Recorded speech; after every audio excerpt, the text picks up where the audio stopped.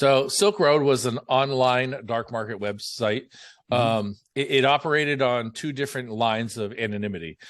So one, it used Tor, or the Onion router, which is sort of the foundation of the dark web. Right.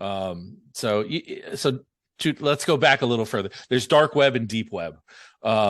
Dark web is anywhere where illegal activity happens. If you can do something illegal on the internet, that's dark web. Deep web is the places Google can't touch. So it's ungoogleable. Like, for example, like, you wouldn't think this, but I'm sure many of your listeners have been on the deep web. They'll say, no, they haven't and all that. But can Google go into your bank account and find those details and pull it out?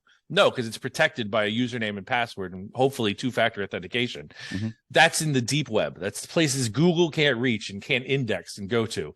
So again, the dark web is part of that deep web, but it's the part that's illegal. And there's some illegal in the normal internet too. But anyways, Silk Road ran on this. It's called an onion site. And so it was untraceable at the time. You couldn't figure out what was going on. And to this day, these onion sites remain untraceable. But there's some configuration issues sometimes that they give the law enforcement a clue on where to find them. But also, this was back in 2011, when people didn't know what a Bitcoin was.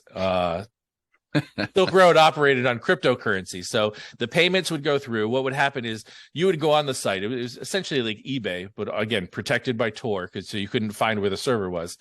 And you would go on and somebody would be advertising drugs or whatever service, illegal service or something that way. And so a buyer would then send his cryptocurrency into an escrow account.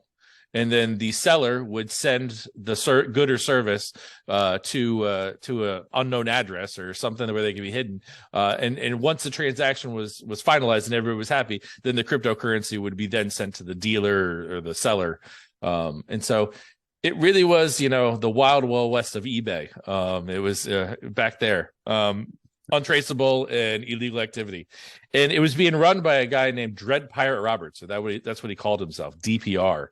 And so part of the case is once we found the server and gained the information from the server, our big step was to find the person. So the takedown of Silk Road was a three-pronged approach. We wanted to arrest the guy running it.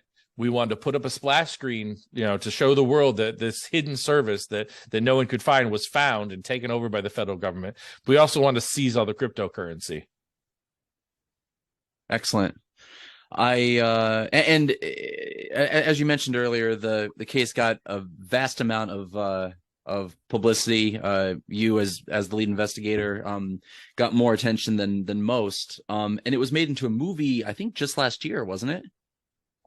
Yeah, so I wasn't really involved in that project. Okay. I have seen the project. It's not anywhere close to what the real story is. So I think that it was one of those Hollywood movie magic type things that they took a lot of leeway with. Sure. Yeah. Where's the name come from, Silk Road? Ross named it as part of from the Chinese route into Europe.